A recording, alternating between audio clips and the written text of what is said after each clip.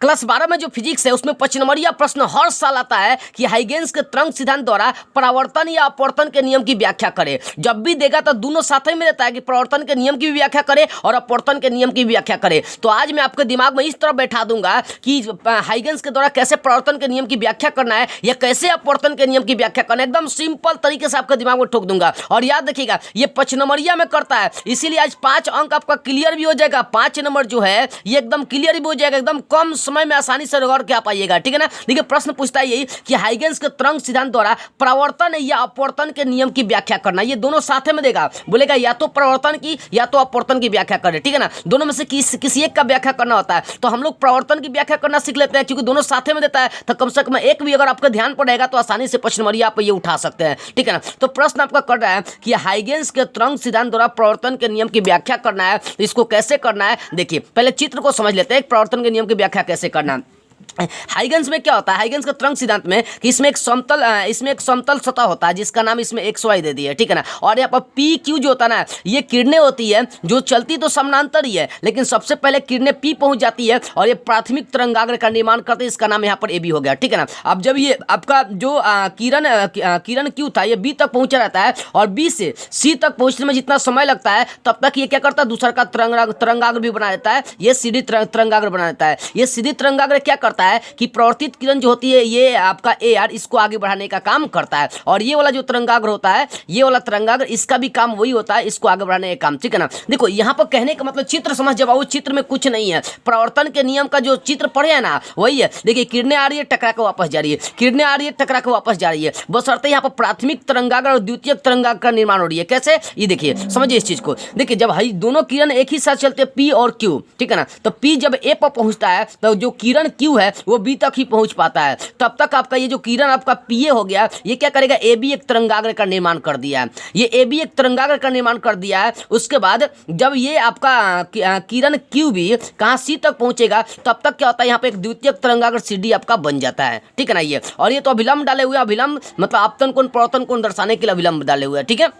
अब देखिए यहाँ पर सबसे पहली बात आप समझिए ध्यान से, इस चीज को आप ध्यान से आप लोग समझिए। देखिए तो यहाँ पर ये आपका कौन सा किरण हो गया, हई वाला किरण आपका आपतित किरण हो गया, और पता है हई गुजर रहा था, पूरा किरण कौन सा हो जाएगा, प्रवर्तित किरण हो जाएगा। हई पूरा कितना है, प्रवर्तित किरण हो जाएगा। यहाँ पर ये प्रवर्तन कोण हो गया, और यहाँ पर हई आपका अगर ये देखी जाए, हई देखी जाए, सॉरी देखिए अगर हई पूरा देखी जाए तो अपवर्तन कोण हो जाएगा। तो यहाँ पर कुछ सॉरी या आपतन कोण हो जाएगा। देखिए यहाँ पर कोनवा पर पकड़ बना लीजिए कि कोनवा हम कैसे लिख दिए हैं। सबसे पहली बात समझिए, हई पूरा कोण कितना ले लिए, I ले लिए। अगर है पूरा कोण I ले लिए तो इन दोनों को अगर जोड़ेंगे तो कितना हो जाएगा, 90 हो जाएगा, ठीक है ना। है पूरा जोड़ेंगे तो कितना हो जाएगा, 90 हो जाएगा, क्योंकि 90 माइनस I और I जोड़ देंगे, 90 माइनस I और I जोड़ेंगे तो ये पूरा कोण 90 था, ये लंबवत है कि नहीं है, 90 डिग्री है। इसी कारण से इसको घटाने के लिए ऐसा ले लिए, और यहाँ पर भी ठीक वैसा ही काम हुआ है, ये और ये कोण आपस में बराबर हो जाएंगे, ठीक है। अब देखिए यहाँ पर तो इतना समझिए कि हई कोण आपको पूरा I लेकर चलना है और हई कोण पूरा कितना R लेकर चलना है। I का मतलब आपतन कोण और R का मतलब प्रवर्तन कोण। अभी चित्र को समझने के बाद, चित्र में कुछ नहीं है, दो किरण साथ चलेगा, PQ साथ किरण चलेगा, ठीक है ना।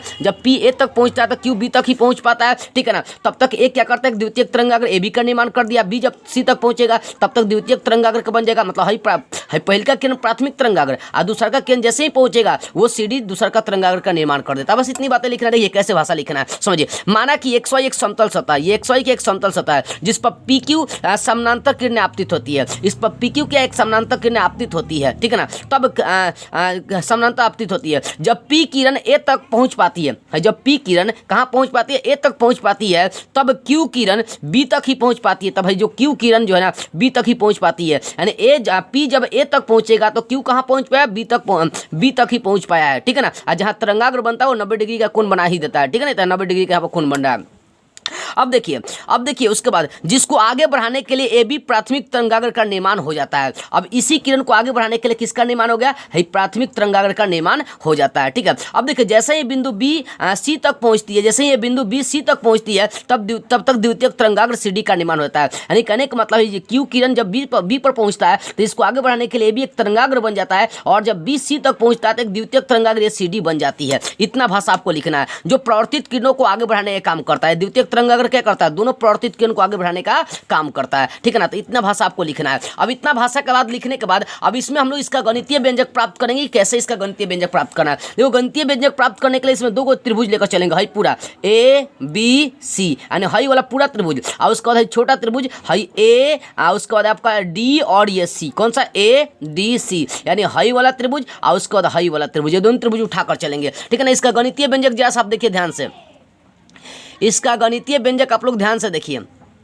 देखिए गणितीय व्यंजक ध्यान से देखिए, गणितीय व्यंजक इसका देखते हैं कैसे साबित करना है। एकदम इसी प्रकार से आपको लिखना है, त्रिभुज एबीसी तथा त्रिभुज एसीडी। अब देखेंगे त्रिभुज एबीसी का, त्रिभुज ए बी सी यानी है पूरा, और त्रिभुज ए सी डी मतलब हई वाला त्रिभुज, ये दोनों त्रिभुज उठा लिए, ठीक है ना। अब दोनों त्रिभुज में उठा लिए तो इसमें एगो कोण तो आपका ऐसे ही बराबर है कोण बी, आप बराबर हो गया कोण डी, ठीक है ना। तो इसको लिखिए कोण ए बी सी आप बराबर हो जाएगा कोण ए डी सी, क्योंकि ये दोनों कोण 90 बना रहा है, क्योंकि तरंगाग्र 90 का कोण बनाता है, तो कोण ए बी सी बराबर कोण ए डी सी, यानी कोण बी बराबर कोण सी होगा, क्योंकि 90 बना रहा है तो एगो कोण मिल गया, ठीक है। उसके बाद देखिए हई तरंगाग्र बनाया, तो तरंगाग्र जितना बनने में समय लगेगा उतना इस तरंगाग्र भी बनने में समय लगा होगा। इसका मतलब कि ए बी आप बराबर हो जाएगा सी डी के, यानी यहाँ पर देखिए बी सी बराबर हो जाएगा सी डी के, बी सी बराबर हो जाएगा किसके, सी डी का। हाँ देखिए यहाँ पर समझिए हई तरंगाग्र बना, ठीक है। ये तरंगाग्र क्या किया, बी को सी तक पहुंचाया, तो ये जितना जिस बी को सी तक जितना पहुंचने में टाइम लगा है उतना में क्या होगा, एगो सी डी तरंगाग्र का निर्माण हो गया। इसका मतलब कि ए बी सी में आपका ये बी सी बराबर हो जाएगा किसके, इस त्रिभुज में सी डी के, यानी बी सी बराबर सी डी हो गया। चित्र से देख सकते हैं यहाँ पर भुजा मिल जाएगा।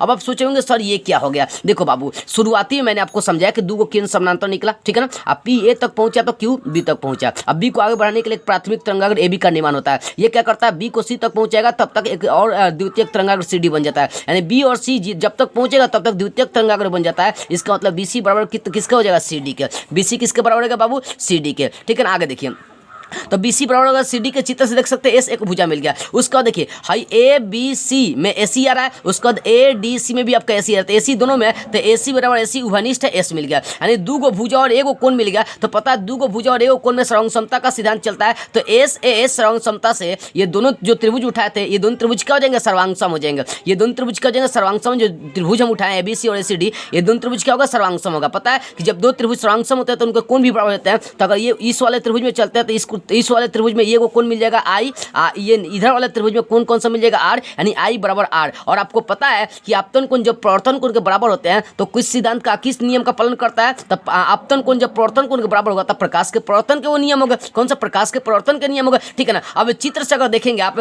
चित्र से देखेंगे तो चित्र से देखिए आपतित किरण, प्रवर्तित किरण और आपतन को खींचा गया तीनों एक ही बिंदु पर है, ठीक है ना। उसको आपतन कोण प्रवर्तन कोण के बराबर होगा, तो दोनों नियम का पालन किया, ठीक है ना। तो इतना साबित करने के बाद अंत में आपको एक भाषा लिख देना है। वो कौन सा भाषा, चित्र से, कि आपतित किरण, प्रवर्तित किरण तथा आपतन बिंदु पर खींचा गया विलंब तीनों एक ही तल में होते हैं, चाहे तीनों एक ही समतल में होते हैं, और आपतन कोण प्रवर्तन कोण के बराबर होते हैं। तो इतना आपको लिख देना है बस। 5 नंबर किसी का बाप नहीं रोकेगा। हाइगेंस का तरंग सिद्धांत एकदम ऐसे ही आप उठाएंगे, पूरा नंबर उठेगा, 1 नंबर भी आपका एग्जाम में नहीं कटेगा। ये एक बार नहीं कई बार पूछा हुआ एग्जाम में कि हाइगेंस के तरंग सिद्धांत को लिखी, इसकी व्याख्या करें, हाइगेंस के तरंग सिद्धांत द्वारा प्रवर्तन के नियम की व्याख्या करिए, कई बार एग्जाम में पूछा हुआ है, ठीक है ना।